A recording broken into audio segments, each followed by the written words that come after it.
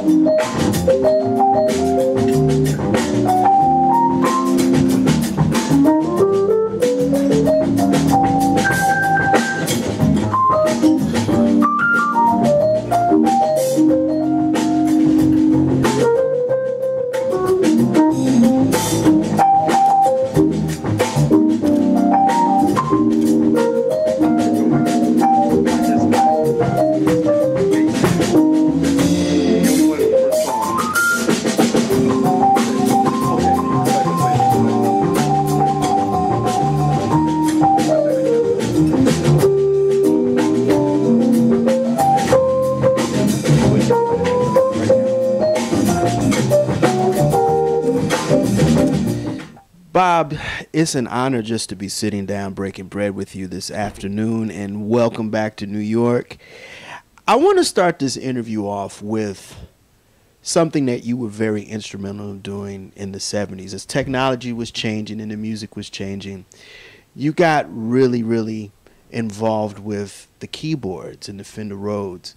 And I want to ask you, coming into the 70s, what was the first keyboard that you experienced playing, and what was the first keyboard that you bought and used when you were recording?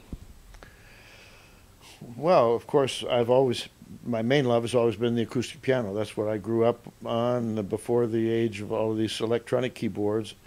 I can remember going way back. I competed in a competition that was held by Grossingers, the resort upstate New York, and I won a prize in that festival, and my prize was a Casio, and it was a pretty simple, pretty inexpensive, instrument that I didn't really play all that much, but I liked it because I won the prize. And then it was really many years after that that when the computer synthesizer electronic instruments started to take hold, and of course one of the early ones that I became associated with was the Fender Rhodes. And at first I was just doing it because I was called upon on a session to play it. It wasn't always my deliberate choice, and even then I still really liked the touch and the tone and the power of the acoustic grand better. But little by little I started to feel like I had a kind of sound because of my touch, whatever it was, that was a little bit different from other people. And a couple of records that I made during that time started to become popular, and I became identified with it to the degree that I was called upon to play it a lot. You know, Bob, Joe Zawinul was one of the guys that kind of ushered in that era of the new electronics. And as fusion was the music of the late 70s and 60s, or late 60s, 70s, how did you segue from the straight ahead and coming into the fusion and smooth jazz element? Well, I didn't completely stay away from it because I've always loved straight ahead music and playing. That was where I cut my teeth when I was playing back in the 60s.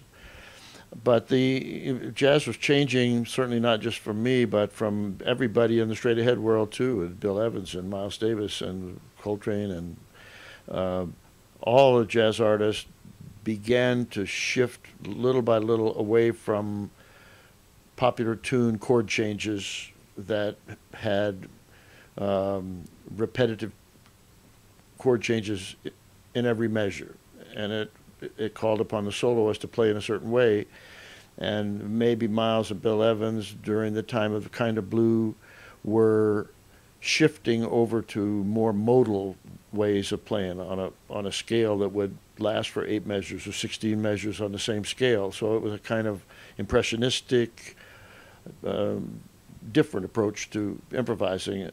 That coincided with the introduction of electronics and the shift of the bass. The role of the bass shifted over from being the walking acoustic bass straight ahead thing to electric bass, and the electric bass was playing in a more melodic style. So the melodies that were taking place in the bass, I became fascinated by it, and as an arranger, I loved having the opportunity to write lines for the electric bass player, and we soloed differently because of that, and all of that shift was taking place, I guess, in the early 70s. Did you realize that in the 70s, because we're going to go into Creed Taylor in a few minutes, did you realize that the tone and the language of the music was still the same, but the attitudes were different? All the musicians that were coming from the straight ahead had to kind of readapt and readjust to the new sounds of the music that was coming out at the time. Absolutely, and there was a lot of resistance from some people. But I mean, most of us, we were just living our life and responding to what was going on around us. I always liked the challenge of trying something different, and I always felt that that was the nature of jazz anyway. It was improvised and spontaneous, and if some new sound came along, you could embrace it, or it would make you play differently, and it would give you a different kind of challenge, but it was fresh, and it wasn't playing the same thing over and over again. So I loved that change, and I loved the fact that I was a little bit part of it too, and maybe part of it had to do with having the guts to jump in there and try something different. You know, one of the things that I've done, as far as doing a lot of background on you, and I've listened to you for decades, classical has always been a fluctuating mode or a common theme in your music at times, and Stravinsky and Bach were two of your classical heroes. What was it about these two guys that helped you as a composer as well as a musician? That's a great question, and I'm still thinking about it to this day, and that's where I go for inspiration. from the Baroque era, Bach just seemed to rise above everybody else, even though in his day he was misunderstood, and shortly after he died, his music sort of disappeared and nobody was playing it for almost 100 years. And he was rediscovered 100 years later, and more people began to realize that genius that just poured out of him nonstop. And there was an element of improvisation in Bach's music too, and there were those counter lines with the bass playing a different kind of melody that we were either directly or indirectly influenced by it. And of course, Stravinsky was unbelievable, adventurous, innovative composer. And he ushered in the 20th century with his incredible orchestral works, dominated by the Rite of Spring, with his ballet that was so controversial. But what he did with the orchestra and what he did with harmony and rhythm was inspiring. At least to me, it became almost like a Bible to study his scores and to learn from them. Not necessarily that I wanted to play them or whatever, but to be indirectly inspired just by the bravery of the way he approached music and the excitement of it. So yes, very, very influenced by that. And I was so glad to find Creed Taylor, who you mentioned, who really liked the idea of incorporating at least recognizable classical themes into a jazz recording session. And many times we would be introducing those themes to jazz artists that wasn't necessarily familiar with them. So it pulled them out of their comfort zone, but into some other place that was creative, and it gave something for the listener to look for that would send them off on an adventure. And Hubert Laws was really Hubert really was the man on Creed Taylor that really went full throttle with the whole classical. And you guys created some very beautiful magic, bringing the element of classical music to the jazz world. Well, you brought up a great example there, because Hubert, from the time that I first met him, even before I knew that he has background in classical music also, his command of the flute was so incredible, both in the jazz way, in the classical way. Anything you would put in front of him, Hubert would make it sound brilliant, because he was just a great, great player and a great improviser. I have some memories of us doing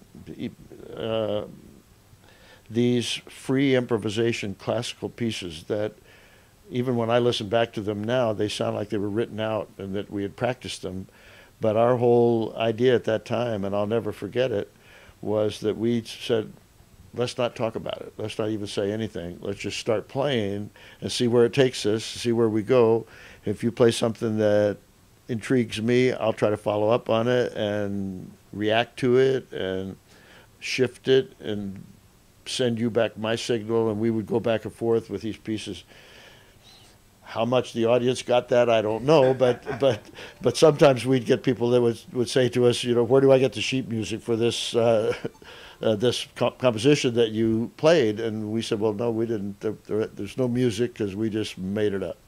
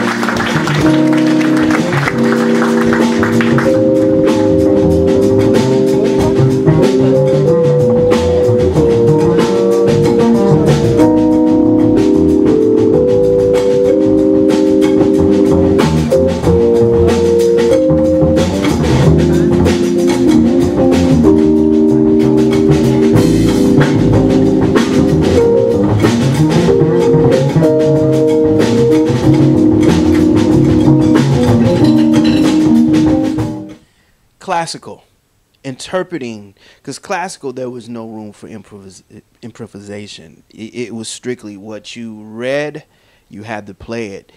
And your training, you know, your background started in classical. How did classical help you as a keyboardist and a piano player? And how did classical help you as a composer, arranger? Oh, in so many ways. As a pianist, I always preferred going back to the classical repertoire to practice, even if I wasn't going to play that music in live performance. And since we were talking about Bach, he was a great example of a composer who wrote for the keyboard in such a way that both hands were treated equally. So I had to put my left hand to work much more when I would try to play Bach. And the lines were independent of each other, so I felt like I got power in both hands. So it was almost like an exercise in that way.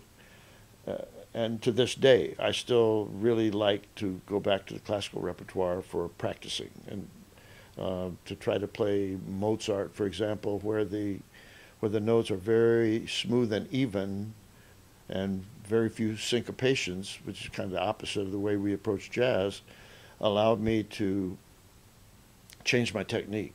I have to try to play even for 20 or 30 notes at a time, which is really, really hard for me because I want to mess it up. You know, I want to do something in the jazz way to have it be funkier. But if you're playing Mozart, you don't do that. And for me, in terms of having control over my fingers, I like to be able to do both. And I love being able to go back and forth between those two very different kinds of techniques. You know, I saw you and Kiku Matsui. Mm-hmm. You did a duo piano tour, and I saw you at the Royal Oak Music Hall back in the early 2000s.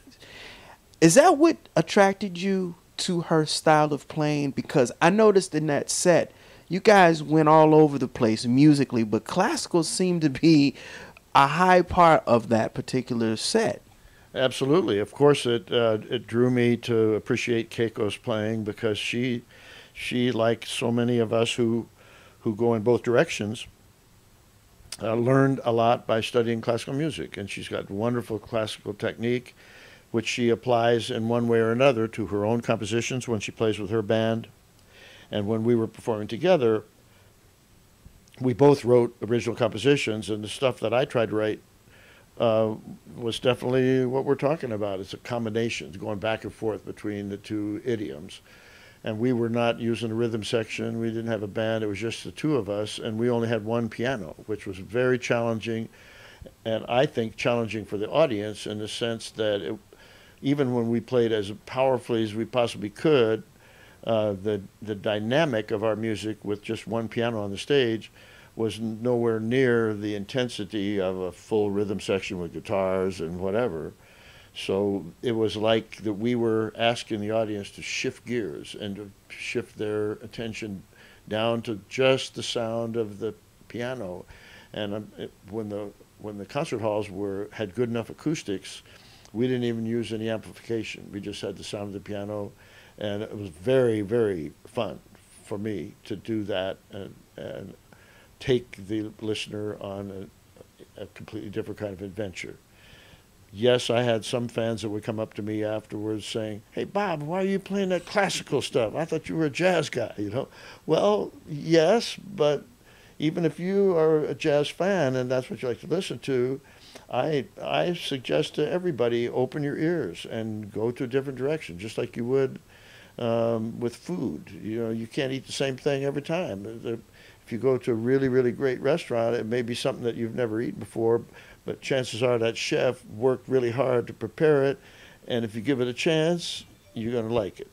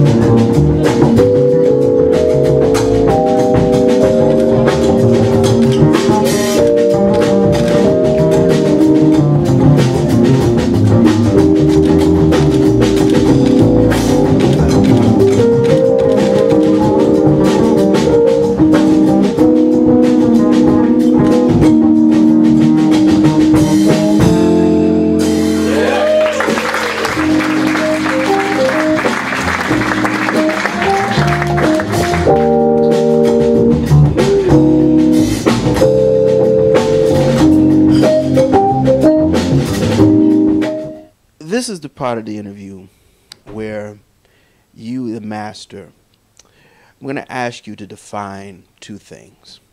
First, what is the role of a producer? And also, what is the role of an arranger? And when you're done answering both those questions, how did you mesh both of those skills to become a proficient producer? Another great question, and not sure I have the answer to it. I've been working on trying to find some kind of answers to it my whole career because I've been in that role. And I think there are probably two very different kinds of producers. There's the hands-on producer that is producing their own music, and I have been that on a number of occasions by producing my own albums, in which case I have responsibility that goes beyond just bringing in and playing the music. It's organizing it, finding the right studio, choosing the material, choosing the direction that the music goes. And I think in so many ways, when I have had the opportunity to work with a great producer who was on the other side of the window in there in the control room when we're out there in the studio making the music, the ability of the producer to stay objective and to let you know when you're cooking and when you're not cooking, or when you might want to shift gears and go in a different direction, because that producer, if they're good, hears the music in an objective way, and their role in that sense is to be a really good listener. Sometimes it's the ability to be a hand holder, you know, when you're feeling insecure, to get your confidence up. There are all kinds of things that type of producer has to do. And I had opportunities to work with some really, really great producers, Creed Taylor and Tommy LaPuma and Quincy Jones. So they were all very, very different. Quincy certainly made an unbelievably big name for himself as a producer, and watching him every time I had the good fortune to be in the studio on a project with him, he was very sometimes just there as a presence. He didn't tell us what to do. He didn't many times he wasn't really specific, but he had a kind of aura about him that somehow made you want to be better. It made you want to impress him. And I saw it happening not only to me, but every musician that was in the studio at the same time when I was there. I heard some of the guys that I had played with on other sessions, and I was thinking back to myself, gee, they didn't play that way on my session. What's going on there with Quincy that makes them rise to a different level? And it's a kind of magic. It's some kind of instinctive thing that I guess you could say that you either have it or you don't. And that role of the producer in the coordinator sense, the overall responsibility for what's going to end up happening. I mean, Bob, you were on that landmark album Quincy did, Walking in Space. Actually, it was a very, very big deal for me because that was sort of my audition for Creed Taylor. It was my first time meeting him, and when Quincy asked me to do that session, not only did he ask me to play, but he asked me to write a couple of the arrangements, and that became my audition as an arranger for Quincy. And after that, my audition for Creed, and after that, Creed started hiring me for a lot of sessions, and I think some of the first sessions were Hubert Laws albums at that time, and then Hank Crawford and Stanley Turrentine, and eventually Grover Washington, and then eventually I got to start doing my own records for him. And there's one more caveat about that Walking in Space record. That was the first time we ever hear Hubert Laws play saxophone. He plays saxophone. Really? I believe he plays one or two songs on that record where he plays the saxophone. Well, you know something I don't know. Next time I see Hubert, I'm going to have to call him out on it because I don't remember ever seeing him play the saxophone. I'm sure he could, but well, you sent me back to the drawing boards too. I'm going to go back to my liner notes there and see about it. I believe Creed Taylor and Rudy Van Gelder were pretty much the crux of what made that label very, very good. I mean, Rudy Van Gelder, God rest his soul, was really the ears of jazz. I mean, he really positioned and engineered these records that are just timeless. And you being part of that history, people always say that you were the baddest and most laid-back composer. Is that true, what they say? Because I've interviewed a lot of musicians, and that is the consensus of a lot of people. They said Bob was really out there when he was very laid back, and he let the musicians do what they were supposed to do. Wow, that's a lovely, wonderful compliment, and I appreciate it. I know that I don't believe it is for us to judge our work. Our role is to be as passionate as we can and to immerse ourselves in our craft, do the best job we can, and then we let the public decide what the outcome of it is. And as a result of being so involved in the process, I'm always trying to look in a forward direction toward the next project rather than look back too much and try to figure out why it happened. Because sometimes it's just a fluke when something happens that becomes successful. You're with the right guy at the right time. When I hooked up with Earl Klugh, I sort of knew his music, but I didn't know whether we would hit it off or not. But the results of the collaborations that Earl and I did had a certain magic about them that goes beyond logic. It's hard to talk about it. It just happened. And I mean, you make me smile. It makes me feel like I'd like to do more of that.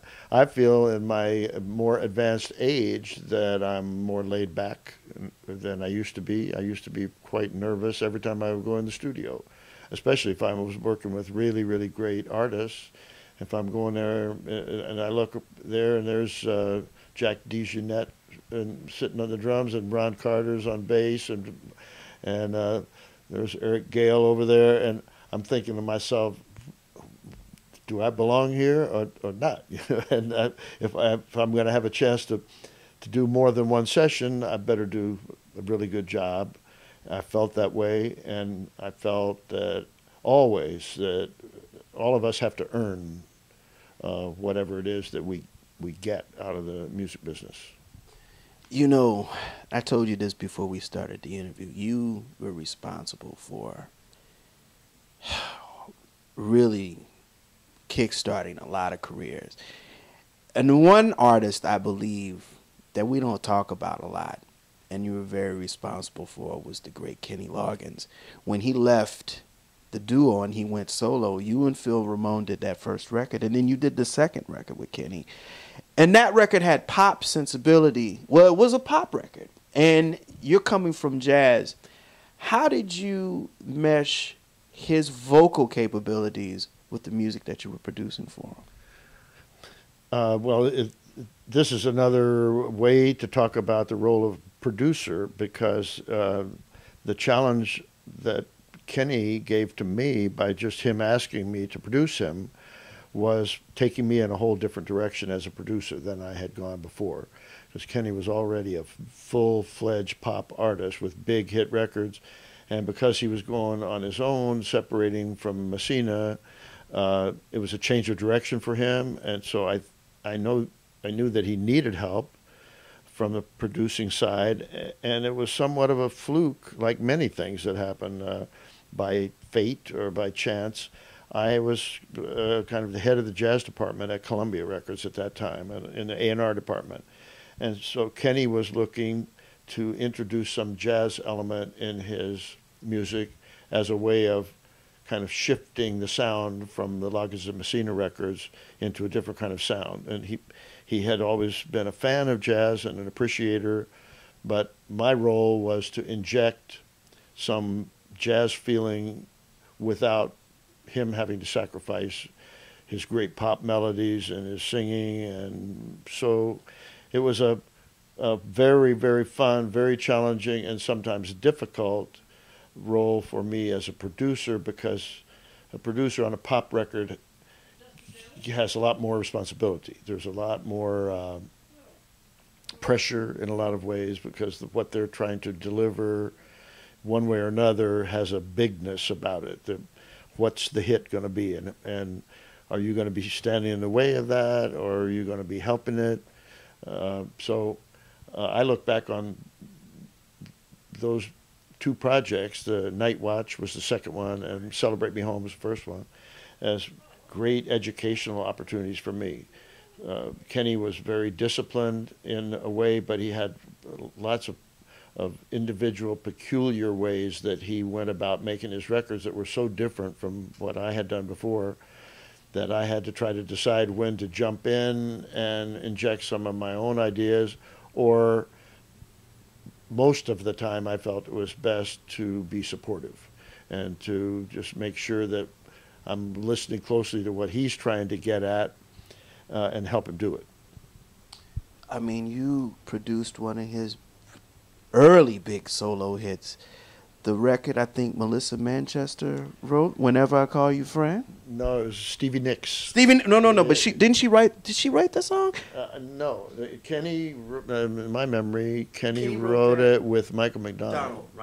Yeah, but again, it was my first time meeting Stevie Nicks, and she had come to New York, having done most of her recordings in Los Angeles.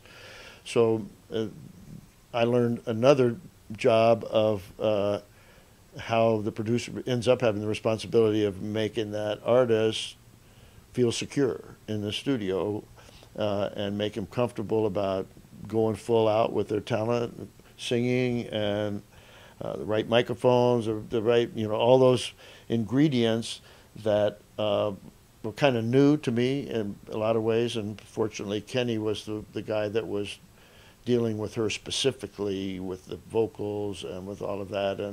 And again, my little bit behind the scenes role as a producer was just to keep the ball rolling, keep things flowing, and try to help them know when they had the magic take and all that kind of stuff.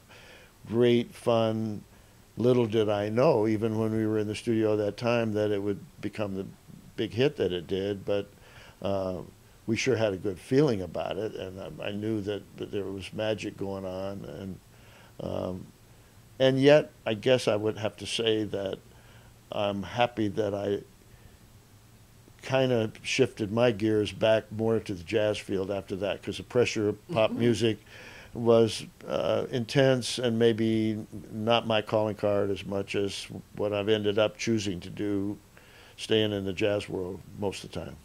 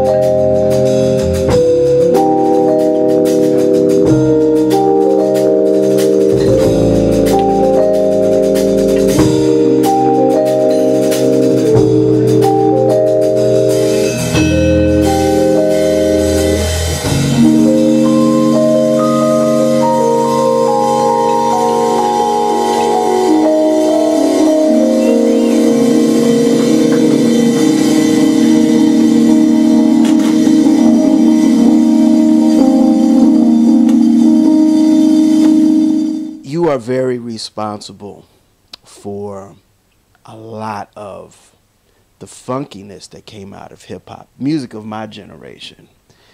And sampling was a big thing in the 80s and the 90s, and people are still sampling musicians. What is your take now on the process of sampling versus creating music? Because I know that you've had some issues with some artists that use your music illegally. What is your take now on the process of creating music, and what is the advice that you give musicians, and especially in the rap community, about creating art? Well, it would be crazy for me to advise anybody in the rap field because it's way away from my day-to-day life, from my taste, from what I listen to myself and music. So what's going to be successful for them is a mystery.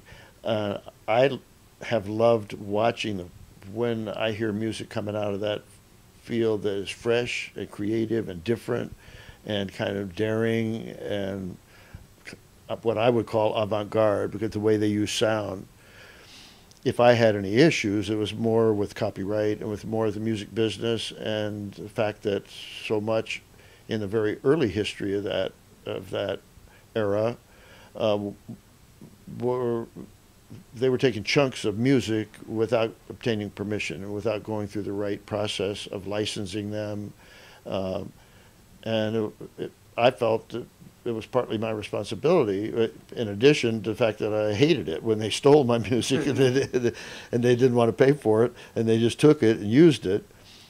And some of it I know was not in the sense of them wanting to be a crook and to steal.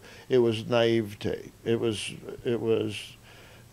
here's a sound, I can scratch it, I can change it, and it sounds different to me, and it sent them off into a whole bunch of different directions, and the business world had to catch up with it. We had to make sure our rights were protected, and to make sure that if you used it, it's just another version of an element that has to be paid. And the same way you would pay a session guy, you pay the owner of that copyright. And we developed some kind of rules or precedents to help set the standard for what has become a much more routine process. And I have almost no problems now. That I very rarely come across a use of my music where they haven't legitimately come after it to license it. And creatively beyond that, no, I won't give any advice. I'll just give thank yous to them if they choose my stuff. And it puts a smile on my face when they pick some obscure piece of mine that I could not possibly believe that anybody was still listening to it. And when I find out that not only were they listening, but they found some new creative, fresh way of treating it, I think it's awesome and sometimes shocking, and mainly I just sit back and smile. I mean, Bob, Arrested Development, Nas, Run DMC. I mean, I told you, Tribe Called Quest, this is music of my generation, and a lot of people owe you a great deal of gratitude. It's you, James Brown, and Parliament Funkadelic. You guys are the three most sampled in hip-hop history. That's crazy. Yes, it's crazy. But I would turn what you just said around to say that I owe them a tremendous bit of gratitude for keeping my music alive, to keep my music being heard, because not everybody, of course, the majority of the fans of that music probably don't have a clue that it's me that had that little rhythmic thing in there or that chunk. But surprisingly, a lot of them do, and a lot of them come back to me and say, you know, we first heard your music through hip hop, and it inspired us to want to come to listen to your music in the original form, and I love that. So it's just all these artists have given me the opportunity to have my music heard by people that would never heard it otherwise. Grover Washington Jr., very, very important musician in your life, because from what I'm understanding and the story that I'm hearing is that Hank Crawford was incarcerated, or something had happened, and he couldn't make his session.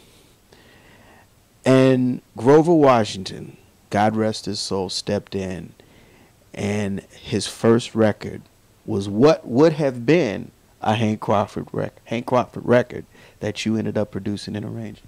Yeah, it's very sad for me not to have been able to have good conversations with Hank after that, to make sure that he was not unhappy with me, because it was a kind of innocent thing on our part, the way it happened. I had all the arrangements written, and I had been hired to do this project for Hank, and Creed gave me a couple of tunes I chose myself, but Creed really wanted us to do some covers of Marvin Gaye, who was really hot at that time. So we did What's Going On, and we did, well, Inner City Blues, which became the title of the album. And I had all these charts, and at that time we were recording everything at the same time, the horns and everything else. In more recent years, you'd do just a rhythm track, and then the next week you'd come in with horns or strings or whatever. But we had everybody in the studio booked, including Grover Washington, who had been booked to play in the section, because Creed had been hearing about him and I think was already interested in signing him anyway. But he had been booked to play tenor sax on that session, and Creed thought fast. It wasn't my idea. I was just there as the arranger to pull the session together. But otherwise, we would have had to cancel, and it would have cost Creed a lot of money. So I think Creed thought really fast, as well, let's shift it over and make it a Grover Washington album. And in my memory, at least, at that time, Grover didn't own an alto sax. At least he didn't bring an alto sax to the studio, because we had hired him to play tenor. And I believe that Creed called the music rental place here in New York and quickly had them send an alto sax out to Rudy Van Gelder's studio, and Grover played all those charts on alto, and it turned out to be pretty great for Grover, good indirectly for me too, because the record was very successful and started Grover on his career. And I will say on behalf of Hank that I loved Hank's playing a lot too, and the records that I made with him were different, but very, very intense, emotional kind of player that I learned a lot from playing with Hank. Bob James, what does jazz music mean to you? My life. That's kind of simple. I don't have the answer about what makes jazz different, but the real basic difference in the approach to rhythm and that groove element that you made reference to, of funkiness, we call it, come different words in different eras of jazz: swing, shuffle, funky. All of that is part of what made jazz feel so good to me and different from playing any other style of music. And even more important than that to me, for myself, what makes jazz the most unique is the role that improvising plays, that it's different every night. And the more different it is, and the more unpredictable that it is, the more exciting it is. The more you get to know about the musicians that you're playing with, because they'll send you a signal right in that moment on the stage when you're playing that makes you have to respond instantly. You can't go home at that point and practice it, because it's too late. It's happening right there. If you make a bad response, you drop the ball and the music doesn't work. So I've given you a long answer when I thought it was going to be a short answer, but that's what it means to me. That'll do it again for another edition of the Pace Report, reporting live here at the Blue Note here in New York City. I'd like to personally thank the incomparable Bob James for his time. Also, I'd like to personally thank the staff and management here at the Blue Note for their warm hospitality, as always. Please visit my website, www.thepacereport.com, for my weekly column, as well as my past segments. Until next time, remember, if it's in the groove, it'll make you move. Till next time, peace.